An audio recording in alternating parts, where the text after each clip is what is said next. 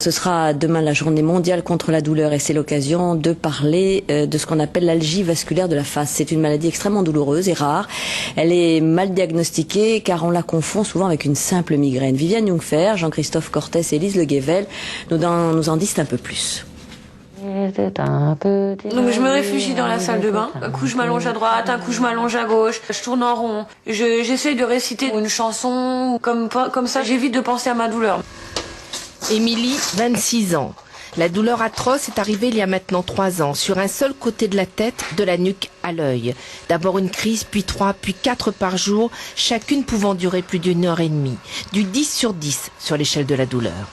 Les neurologues comparent la douleur à un couteau qu'on vrille dans l'œil pendant la crise, mais en même temps qu'on retire et qu'on enfonce, qu'on tourne en même temps, quoi. Généraliste, dentiste, ophtalmologiste, personne n'a su ni compris ce qu'elle avait jusqu'à ce neurologue qui, 1 an et demi plus tard seulement, a posé le diagnostic, algie vasculaire de la face, un type de migraine très rare et donc méconnu. Je me suis dit, bon, déjà d'une, je suis pas folle, on va pouvoir me soigner, et même si je suis pas guérie, je serai soignée.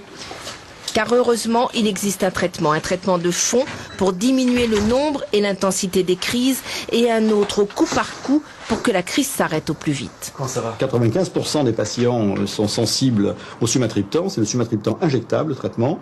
Il s'injecte dès le début de la crise et en 3 à 5 minutes, voire 10 minutes, la crise s'arrête. Non mais honnêtement, ma vie est devenue supportable depuis. On reprend goût à la vie, on refait les activités, quoi.